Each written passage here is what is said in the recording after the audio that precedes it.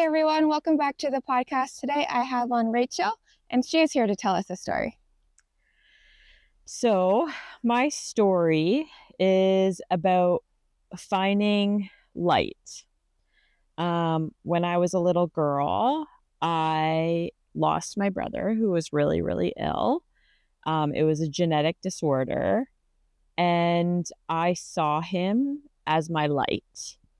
And I remember once hearing a quote about what we most fear is the light within us.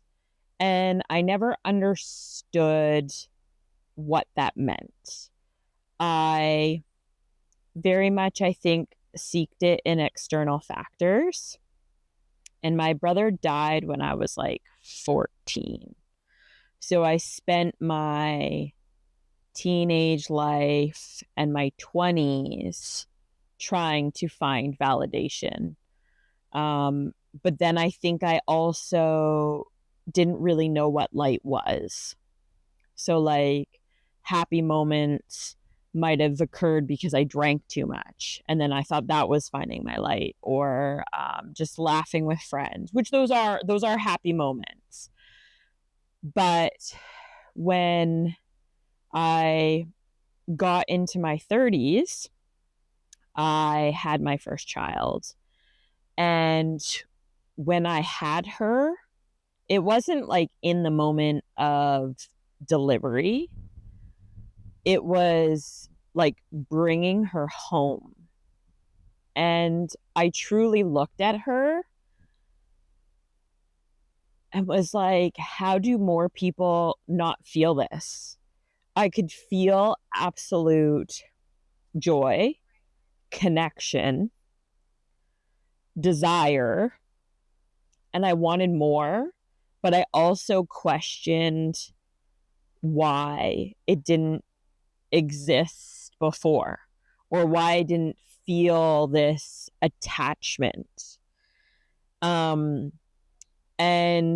when I watch her, I see light in play, in just observing her, and what that actually led to. One, it led to a second child because I was like, I see this.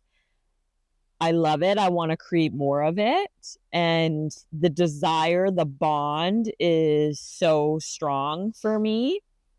But what it also led to was self-discovery and realizing that I had to discover my light, which was locked down. And it was locked down because I lost my brother. And I could easily describe it as I felt my heart break. And I didn't understand it as such a young child, but I knew that I never wanted to feel it again. But the only way, it's not that I won't, because the reality is that people do die. But I needed to make my light shine. And that was like through connecting with myself, following my own dreams, and modeling the love that I desire to my family. So, the growth that came from the birth of your children, your own personal growth, do you think that would have happened without the birth of your children?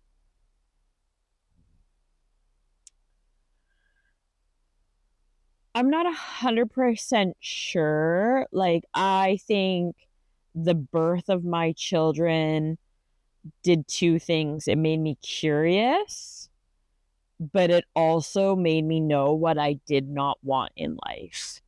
I did not want my children to feel unloved. I did not want my children to be treated a certain way.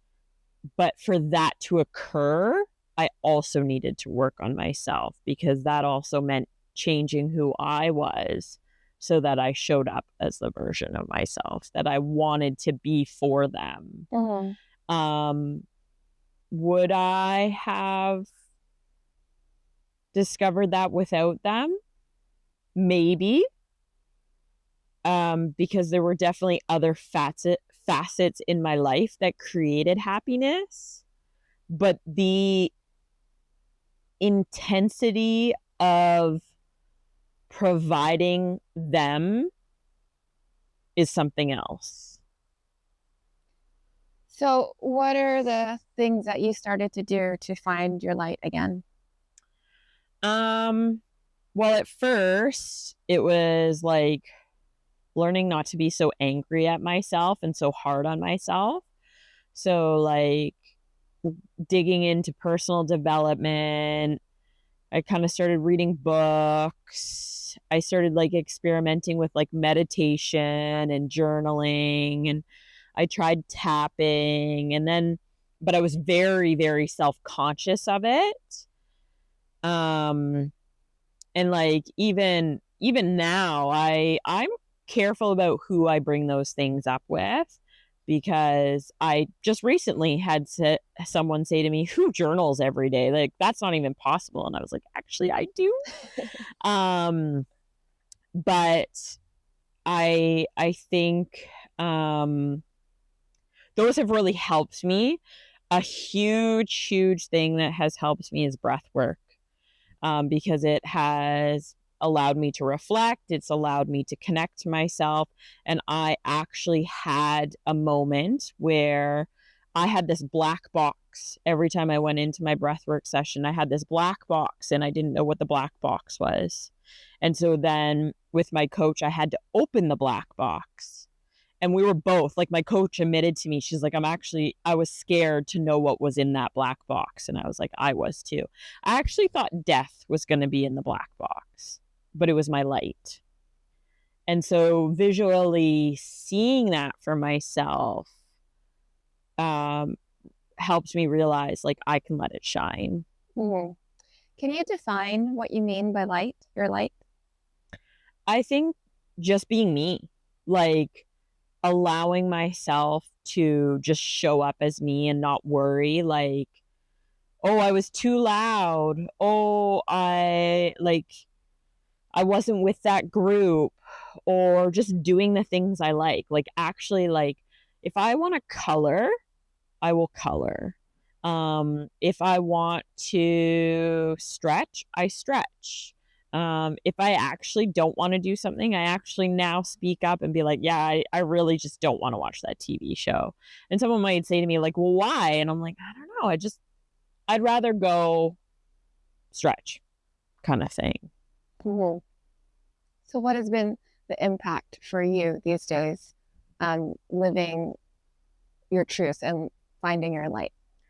Well, I set a goal of opening up a Pilates studio last year, and I initially thought that goal meant getting the business plan done. So I thought it was literally last September, and I thought by this September I would have a business plan and a possible location.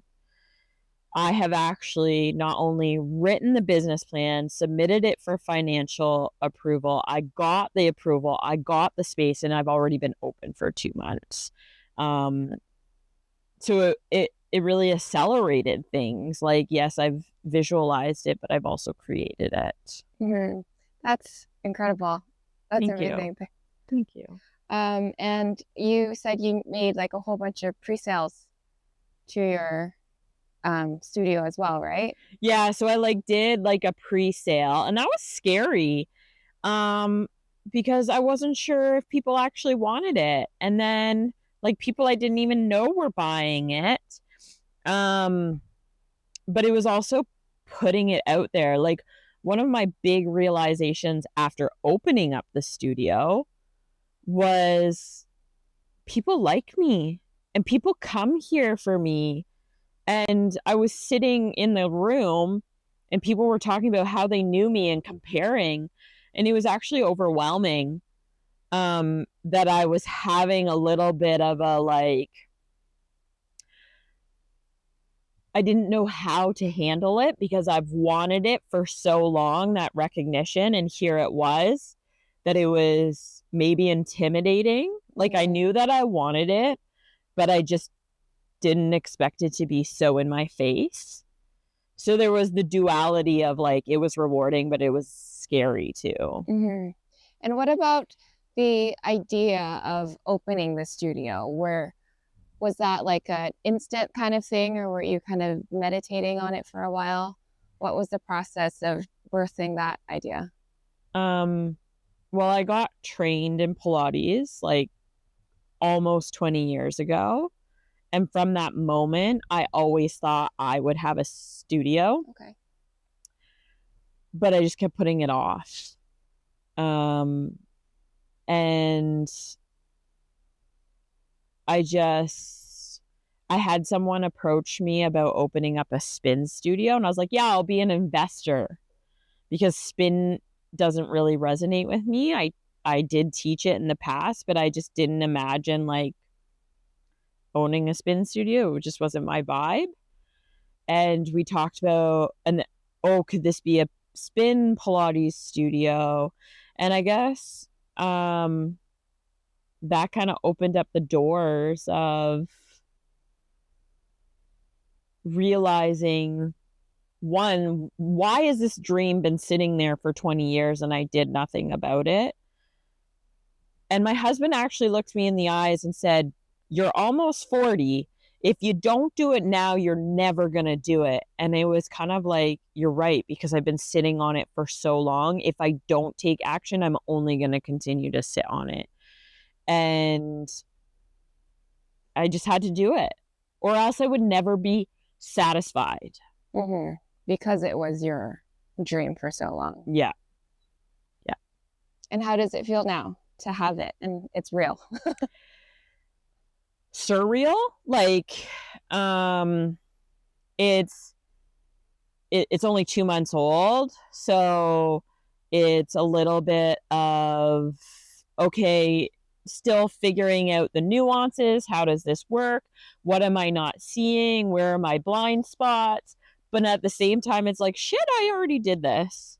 Like, and even we're away on a retreat together, and it's like, I had to trust. Like, I just had people start, like, a new instructor started the day I left. Like, I had to trust that this was possible, this was okay, and that I've done the work. And not only do I have to entrust the instructors, I have to trust my clients. I have to just know that it's going to be okay, and not like micromanage and control.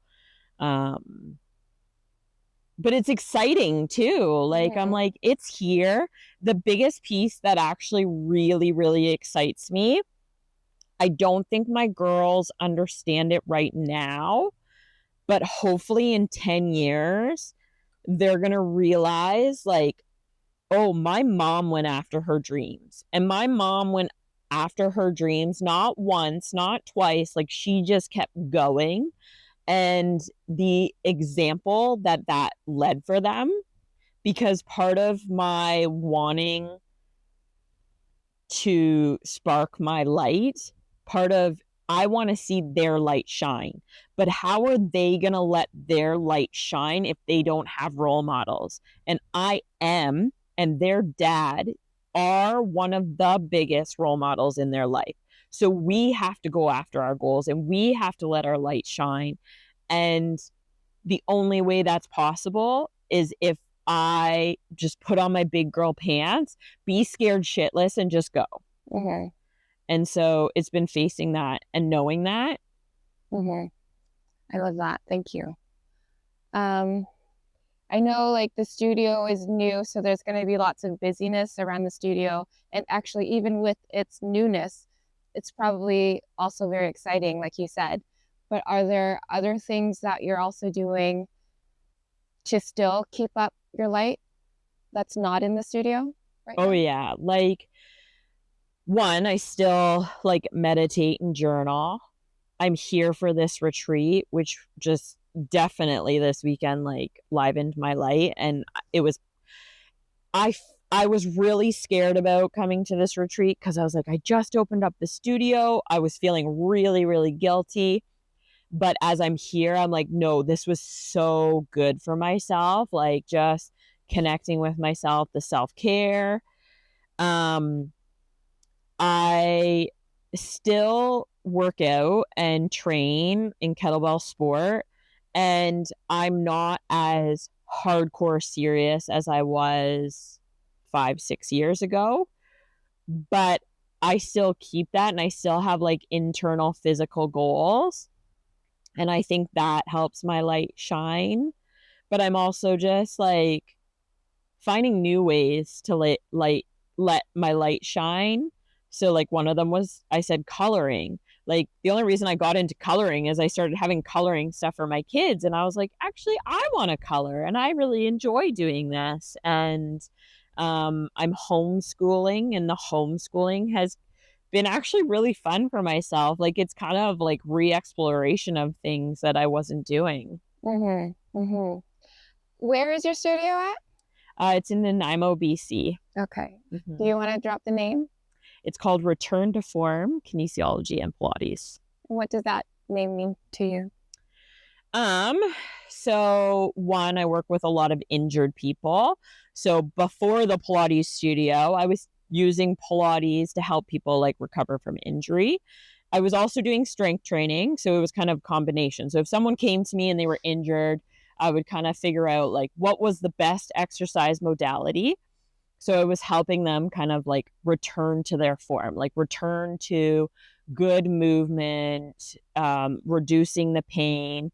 But the return also came from reformer, because a reformer is a Pilates piece of equipment. And we were sitting there brainstorming about what were we going to originally call the business.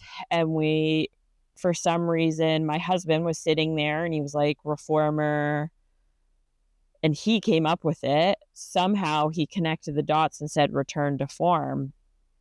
And it's resonated with me. I like it. Mm-hmm. I like it. Thank you. So, where can people find you if they want to find out more about you or your studio? Yeah, so I'm at returntoform.ca. That's my website, which needs updating because I actually like the studio is like bang, bang, bang, that the website is like not up to date with the studio as much as I would like. I'm on Instagram, Return to Form Kinesiology. Those are my two main things, I would say. Yeah. Okay. Mm-hmm. Any final closing thoughts for our audience? That I hope each individual finds their light, and that includes you, Tina. Thank you. Thank you for being on the show. Thank you.